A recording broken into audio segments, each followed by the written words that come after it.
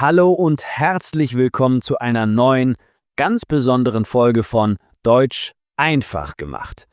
Ich freue mich riesig, dass du heute wieder dabei bist, um das vielleicht subtilste, aber wichtigste Geheimnis für wirklich authentisches Deutsch zu lüften. In unserer letzten Folge haben wir das Phantom im Satz gejagt. Wir haben die vielen Rollen des unpersönlichen Es entschlüsselt, von es regnet bis es ist wichtig, dass. Wir haben also ein sehr strukturelles, grammatisches Thema gemeistert. Heute verlassen wir die Welt der klaren Regeln und der reinen Logik. Wir betreten die Welt der Gefühle, der Nuancen, der unausgesprochenen Annahmen und der sozialen Signale. Wir widmen uns den kleinen, unscheinbaren Wörtern, die der deutschen Sprache ihre Seele verleihen, den Modalpartikeln oder auch Würzwörtern. Du hast diese Wörter schon tausendmal gehört. Ja, doch, mal, denn, eben, halt, wohl. Und du hast dich sicher schon tausendmal gefragt, was bedeuten sie eigentlich? Oft kann man sie nicht direkt übersetzen und wenn man sie weglässt, ist der Satz grammatikalisch immer noch korrekt. Aber ohne sie klingt die Sprache oft hölzern, roboterhaft oder sogar unhöflich. Ich verspreche dir, am Ende dieser Folge wirst du das Geheimnis dieser kleinen Zauberwörter verstehen. Du wirst lernen, wie du mit einem einfachen Doch freundlich widersprichst, wie du mit mal eine Aufforderung sanfter machst und wie du mit denn eine Frage neugieriger klingen lässt. Das Meistern der Modalpartikeln ist der letzte, entscheidende Schritt vom korrekten Sprechen zum wirklich natürlichen, fließenden und emotional intelligenten Kommunizieren. Bist du bereit, deiner Sprache Gefühl einzuhauchen? Dann lass uns die Würze entdecken. Das Grundprinzip. Was sind Modalpartikeln und was tun sie?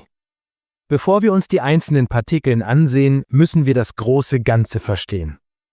Was ist eine Modalpartikel? Eine Modalpartikel ist ein kleines Wort, das meistens in der Mitte eines Satzes steht und keine eigene, konkrete Bedeutung hat. Seine einzige Aufgabe ist es, die Stimmung des Satzes zu färben. Es drückt die Haltung, die Emotion oder die Annahmen des Sprechers aus. Es ist wie die Körpersprache oder der Gesichtsausdruck in der geschriebenen oder gesprochenen Sprache. Stell dir den Satz vor, du kommst zu spät. Das ist ein reiner Fakt. Es ist eine neutrale, vielleicht sogar anklagende Feststellung. Jetzt fügen wir verschiedene Modalpartikeln hinzu und hören, wie sich die Stimmung verändert. Du kommst ja zu spät. Klingt überrascht oder wie ein leichter Vorwurf. Du kommst doch zu spät. Klingt wie ein Widerspruch. Ich hab dir doch gesagt, du sollst pünktlich sein. Komm mal her. Klingt viel freundlicher und beiläufiger als das harte Komm her.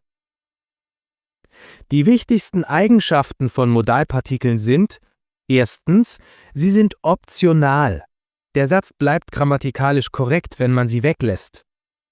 Zweitens, sie sind unbetont.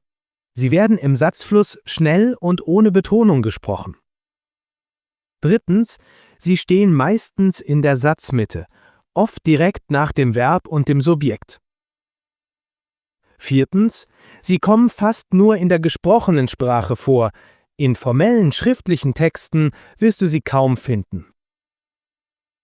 Modalpartikeln zu lernen bedeutet, die emotionale Ebene der deutschen Sprache zu lernen.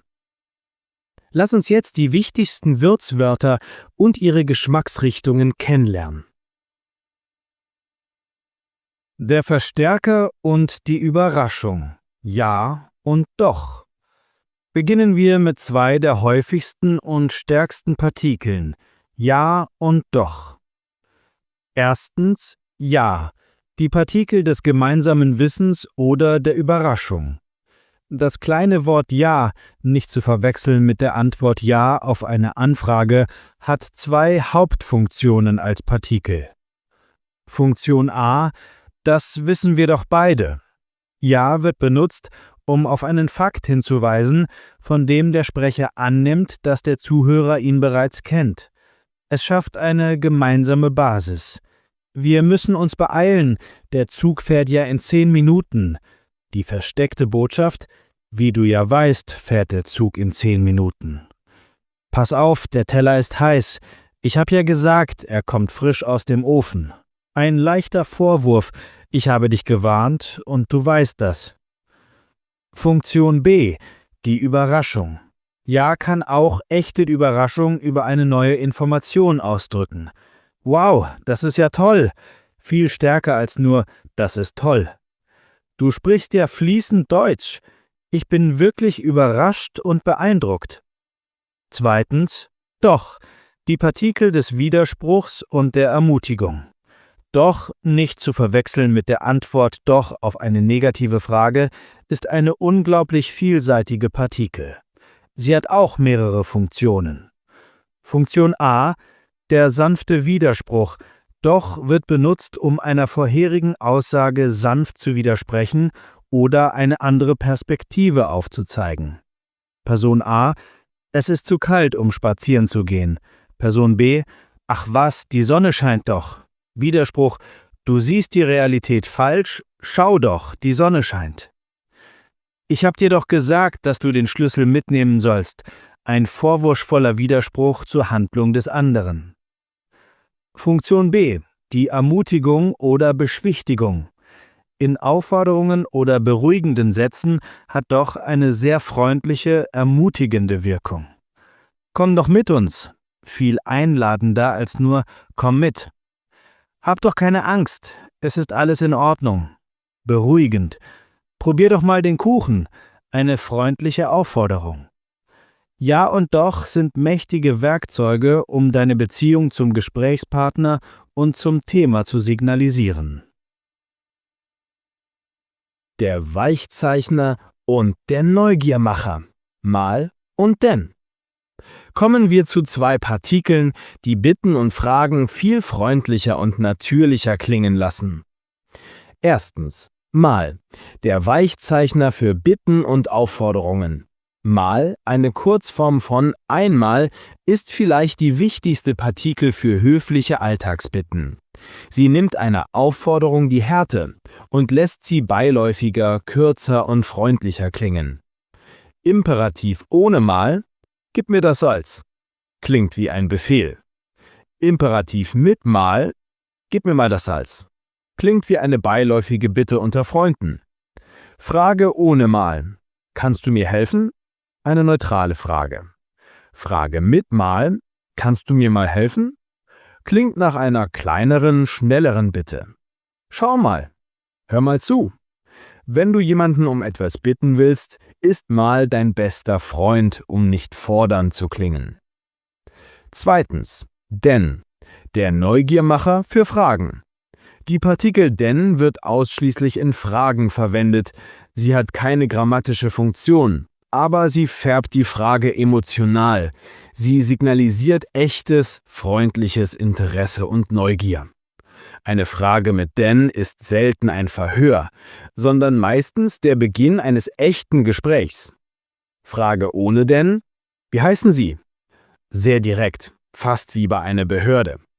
Frage mit denn: Wie heißen Sie denn? Klingt viel freundlicher, interessierter. Frage ohne denn: Was machst du hier? Frage mit denn: Was machst du denn hier? Signalisiert Überraschung und echtes Interesse. Wie spät ist es denn? Wo kommst du denn her? Wenn du eine Frage stellst und wirklich an der Antwort interessiert bist, füge ein kleines denn hinzu. Es macht die Atmosphäre sofort wärmer. Die Akzeptanz des Unvermeidlichen. Eben und halt. Unsere nächsten beiden Partikeln sind Zwillinge. Eben und halt bedeuten in ihrer Funktion als Modalpartikel exakt dasselbe. Sie drücken aus, dass eine Situation so ist, wie sie ist und man sie nicht ändern kann. Es ist eine Form von Resignation, Akzeptanz oder einer einfachen Feststellung des Offensichtlichen. Es entspricht oft dem englischen "Well, that's just how it is", oder einem Schulterzucken. Person A: Der Bus ist schon wieder zu spät.